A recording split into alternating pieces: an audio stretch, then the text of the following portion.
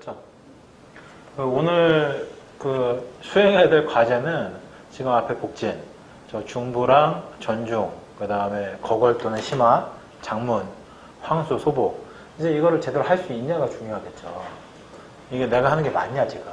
그래서 오늘 1번 실습할 주제는 제가 한 명씩 이 5장 복진만 해드릴 거예요. 그리고 이제 해보시는 거지. 혹은 제가 하기 전에 해보시라고 그럴 거예요. 그리고 그게 맞는지. 일단 요게 1번이에요, 일단은. 여기 1번이고, 그 다음에 두 번째는 이제 오늘은 총론이니까 오행열, 그 대표 오행열에 대해서 취혈할 수 있느냐가 중요하겠죠. 그러니까 이제 여기 지금 중부, 전중, 거걸, 심화장문, 황수, 신수를 이렇게 적어놨는데, 여기와 1대1 대입을 해서 저 중부하면 폐죠, 폐 대표 경거를 생각하셔야 돼요. 경거 취혈할 수 있느냐. 경거가 생각보다 어렵죠. 그러니까 오늘 경거 취혈하는 거 확인해 드릴 거고, 그 다음에 전중은 노공. 노공이 쉽지 않을 겁니다, 아마. 노공 제대로 취혈할 수 있느냐. 그 다음에 거걸은 소부죠. 소부 제대로 넣을 수 있느냐. 그 다음에 심화 장문이라고 적어 놓은 거는 이 심화랑 거걸은 같은 자리지만 우리가 비장일 때는 심화, 이 심장일 때는 거걸로 표기를 하는 거고요. 이 심화합통이 있을 때 생각해야 될 대표는 태백입니다. 저 심화합통이 소부에서도 잘 사라지지만 태백에서도 잘 사라져요, 저게. 왜냐하면 저게 담음인 경우에는 비장의 문제이기 때문에 심화나 장문이 두드러지게 되면 비장의 대표열은 태백을 생각하셔야 되고, 그 다음에 황수신수는 신장의 대표열은 음곡. 음곡은 많이들 해봤지만 아직까지도 확실치 않죠.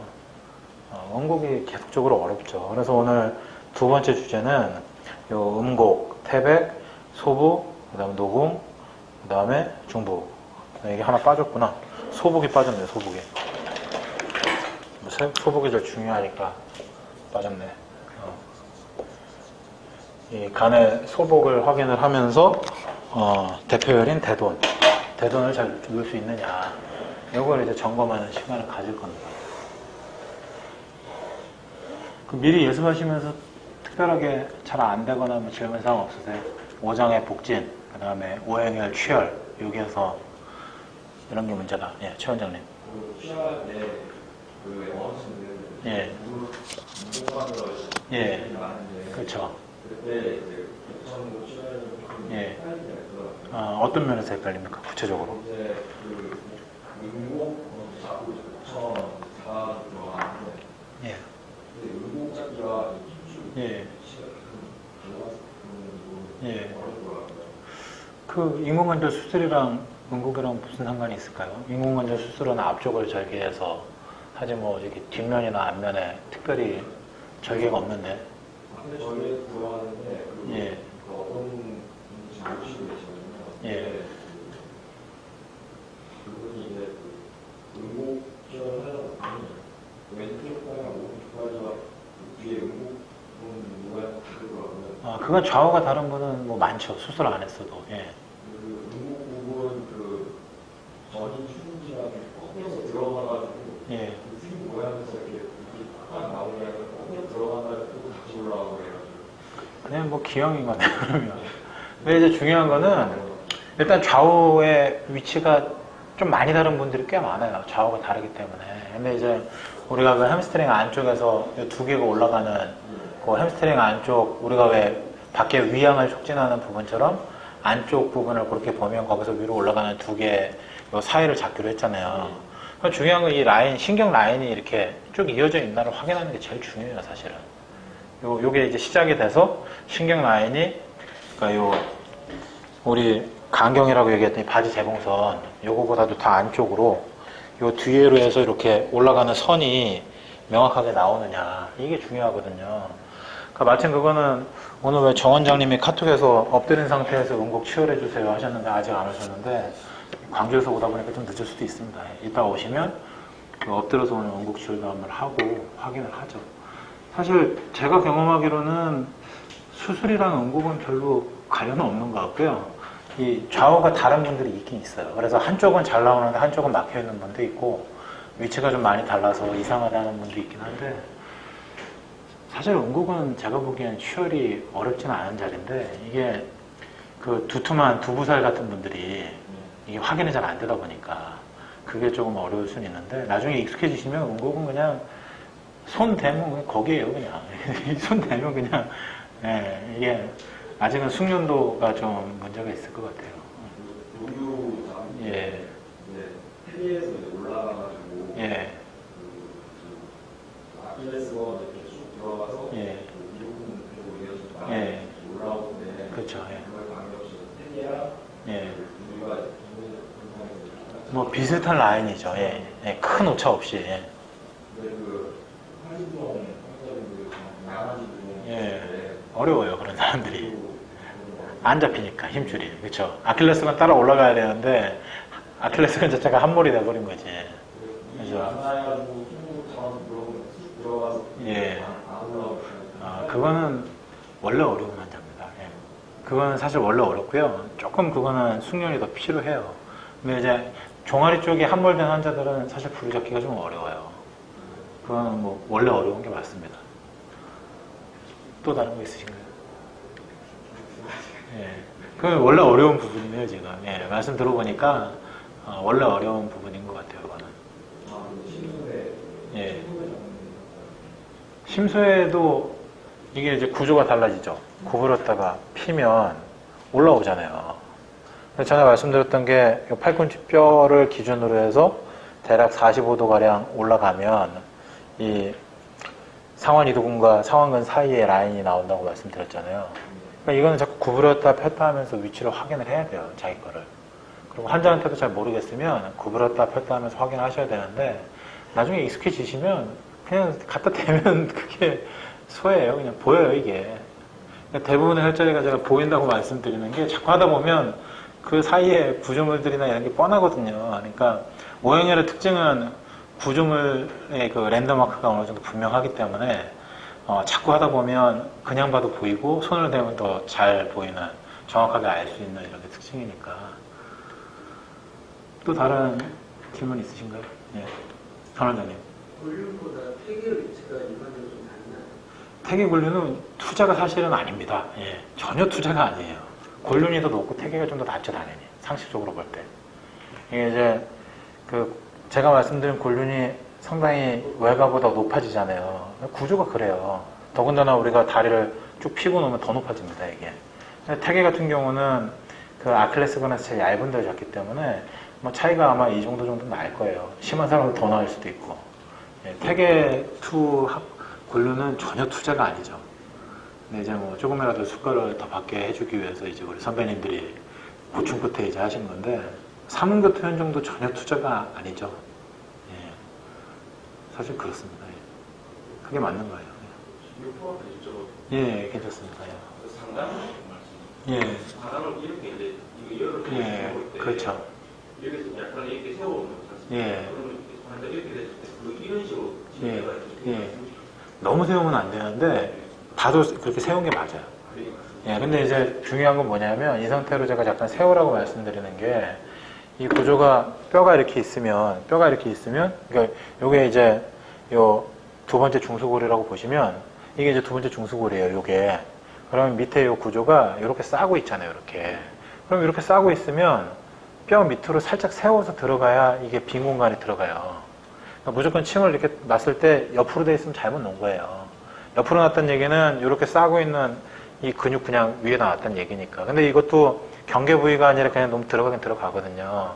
근데 이제 효과가 잘 나려면 뼈가 있으면 이렇게 싸고 있는 요 사이로 쏙 들어가야 되는데, 이게 이제 조금 하는 실수가 세우다 보면 너무 세울 수가 있어요. 너무 세우면 요 자세에서 바꾸면 바로 꼬입니다. 그래서 이제 요 미묘한 경계 사이에 들어가는 게 중요해요. 요거랑 요거의 사이.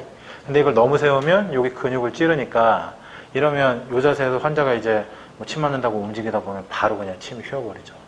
그러니까 이 중수골도 건드리면 안 되고 밑에 근육도 건드리면 안 되는데, 이게 너무 세우면 여길 맞고 또 너무 평행하면 여길 맞고 하니까 이 근육을 안 건드리는 게 제일 중요해요. 상관은 난이도가 좀 있죠, 아무래도. 제가 대장통 환자이기 때문에 쉽게 극복을 했는데, 상관이 효과도 좋지만 좀 어려움이 있습니다, 사실. 다른 질문 없으시면 간단하게 이론을 하고 실습에 시간 할애를 많이 해야죠.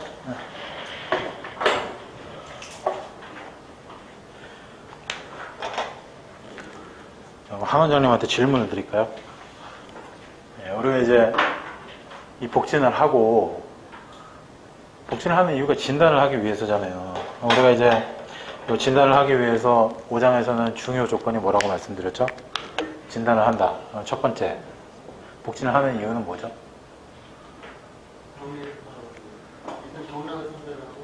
장부 선정이 중요하죠. 일단은 이제 많이들 얘기하시는데 경락 개념보다 장부 개념을 먼저 생각하시는 게 중요해요. 특히나 5장에서는 장부 개념이 90% 이상입니다. 우리가 경락 유주 외워봤지만 되게 단순한 유주가 많잖아요. 그래서 이건 장부를 중심으로 보셔야 되니까 복진을 하는 이유는 병인장부 선정이라고 말씀드렸죠. 뭐 병리를 알 수 있는 게 아니에요. 여기서 복진을 하는 거는 환자가 우선은 그 주소증이 어느 장부의 병이냐 이걸 확인하기 위한 거지, 뭐 복진이 중부합병이 뚜렷하다 해서 패다 해서 폐병리가 나오는 건 아니잖아요. 복진을 하는 거는 이제 병인장부를 설정하는 거다. 그럼 이제 두 번째는 우리가 병인장부가 설정이 됐으면, 뭐 예를 들어서 패다 이러면 폐병리가 나와야 되는 거 아닙니까? 폐병리를 짐작하는 방법이 여러 가지가 있는데, 첫 번째는 문진을 해야죠. 그리고 이제 복진을 참고할 수 있습니다. 참고. 이 복진을 참고하는 방법을 이따 말씀드릴 거예요. 왜냐하면 이제 저 중부복진이 나왔을 때 저거를 어떻게 볼 거냐, 이게 중요하거든요. 근데 이제 제가 보기에는 복진은 참고사항이고 문진이 더 중요한데, 이 문진이 이 한혈조습을 물어본다는 얘기를 제가 이론할 때 많이 말씀드렸죠. 이 한혈은 양어냐 아니면 열울이냐, 이 조습은 이 사람이 음어냐 숙이냐, 이거 이제 물어보면 알 수 있는 거예요. 그럼 우리가 이제 환자가 오면 우리가 진단을 하지 않더라도 밖에서 간호사가 이건 물어볼 수 있는 거 아닙니까? 그래서 환자한테 추위를 많이 타시냐 더위를 많이 타시냐, 찬물을 좋아하냐 따뜻한 물을 좋아하냐, 혹은 찬물을 싫어하냐 따뜻한 물을 싫어하냐, 이거에 따라서 한혈을 알 수 있는 거고, 붓는지 안 붓는지는 물어보면 쉽게 알 수 있죠. 그리고 이제 음어와 관련된 오간의 건조감이나 입술 피부의 건조감 이런 거 확인하면 대략 한혈조습이 나올 거란 말이에요. 이걸 전제로 깔고 들어가야 돼요. 복진을 하기에 앞서서 이 사람은 양어다, 열울이다, 아니면 한혈이 별로 문제가 없는 사람이다, 내지는 이 사람은 숙이다, 아니면 음어다, 아니면 음어가 별로 관련이 없다, 이건 알고 들어가야죠. 그리고 이제 여기 추가적으로 알아야 될 게 담음과 어혈이 있느냐, 이게 중요하다고 말씀드렸죠. 특히 여자분들은 이 생리 상태라든지 여러 가지를 통해서 어혈 상태 확인하셔야 되고, 소화에 대한 문제는 기본입니다. 그러니까 이걸 하는 이유가 우리가 침치료만 할 게 아니라 이 침치료를 통해서 우리가 병의 원인을 알고 있다는 걸 확인해주고 효과를 보게 되면 결국은 오장병은 한약치료로 넘어가야 효과가 빠르기 때문에 이걸 깔고 들어가서 하나씩 진찰을 하시고 효과를 보여줘야지만 이제 유기적으로 한약까지 넘어가서 치료를 할 수 있기 때문에 이걸 확인하셔야 되고, 그 다음에 여기에 이제 정신계열 부족으로 인한 증상들이 있는지 확인해야죠.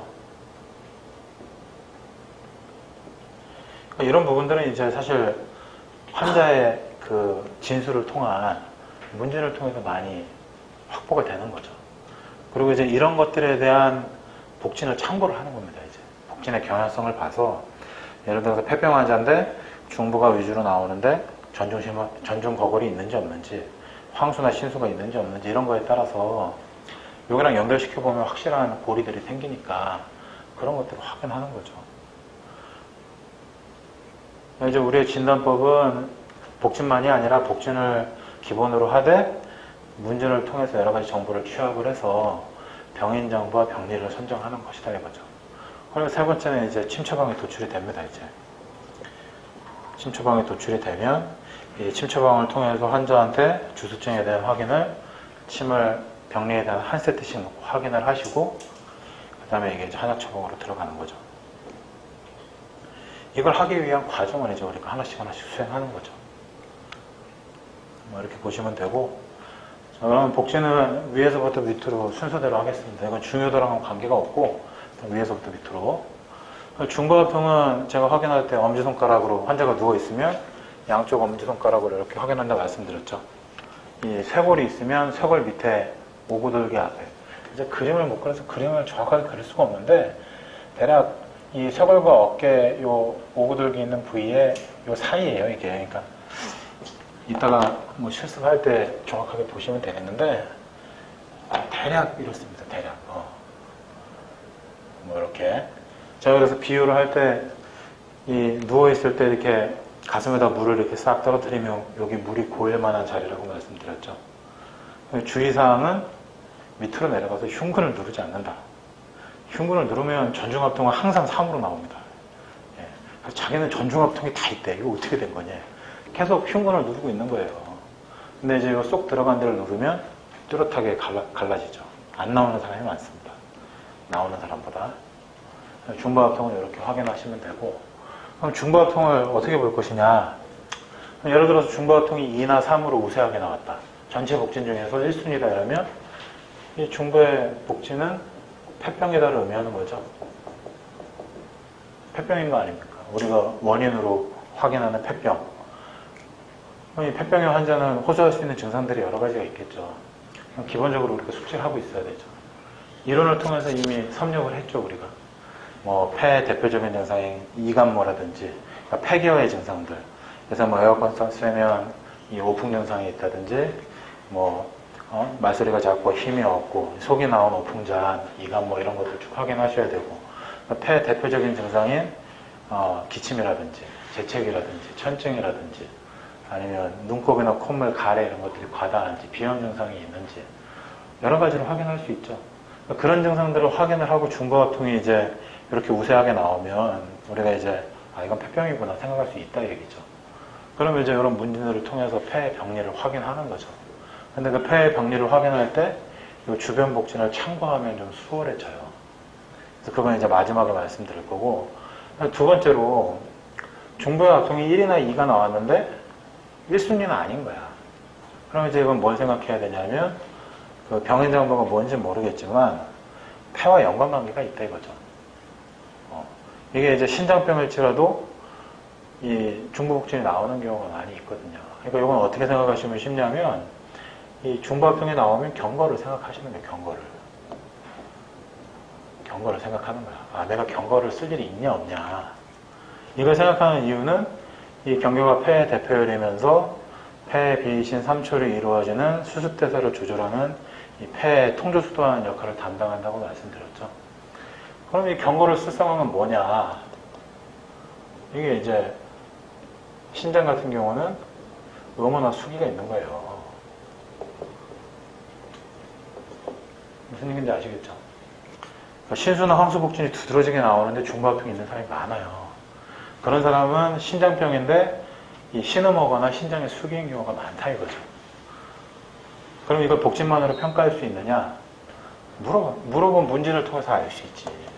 이 사람이 실제로 아까 얘기한 하지부종이 있는지, 아니면 안구건조증이나 코가 건조하거나 입이 마르거나 밤에 잘 때 자리끼를 찾거나 아니면 피부 건조가 있는지, 이런 거에 합체하면서 중부합통이 나타나면 이거는 신장병과 연관된 중부합통이니까 이 신장으로 치료하면서 부리건거를 쓰면 치료 과정 중에서 우리가 확인을 해보면 저 중부합통은 자연히 없어지겠구나 예상할 수 있는 거죠. 근데 이제 저도 이거 처음부터 알았던 게 아니라 이렇게 해서 이제 계속 중간복진을 하면서 확인해 보니까 그 복진이 중요하지 않게 없어지더라 이거죠. 그러니까 연관되는 복진이라 이거죠. 비장의 경우에는 비장의 당후인 경우가 많다고 말씀드렸죠. 이제 중부합통이 있는데 그런 사람이 이제 심화의 복진이나 장문의 복진이 뚜렷한 거야. 근데 확인해 보니까 평상시에 가래가 있고 소화장애가 있거나 아니면 사막이라든지 뭐 티눈이라든지 이런 류의 증상을 호소하는 사람이라면 이 중부의 복진이 비장과 관련된 연관 복진이었구나 이렇게 생각할 수 있다는 얘기죠. 이거 이외에 또 중요한 게 있었나요? 없죠? 간에서는 중본 경거, 이거는 뭐 매액기라든지 외감에 쓴다고 말씀드렸고, 심포, 심장 다 똑같죠? 그래서 이거는 다른 정부의 질환이 있는 외감 질환이 있으면 그때 쓸 수 있다 이거죠. 가능성은 이거란 말이죠. 중부합통이 있을 때는 폐병이냐, 아니면 폐병이 아니고 이 폐의 선발숙광제금과 관련된 신음호나 숙이거나 비정의 담음이거나 아니면 이 사람의 오장병이 뚜렷한데 감기가 잘 낫지 않는 이게 이제 육부의 범주의 외감이 아닌 뭐 기침을 많이 한다든지 콧물 가래가 있다든지 이런 류의 외감을 겸하고 있는 경우란 얘기죠. 무슨 얘기인지 아시겠죠? 밑에 다 이런 식으로 할 겁니다, 제가.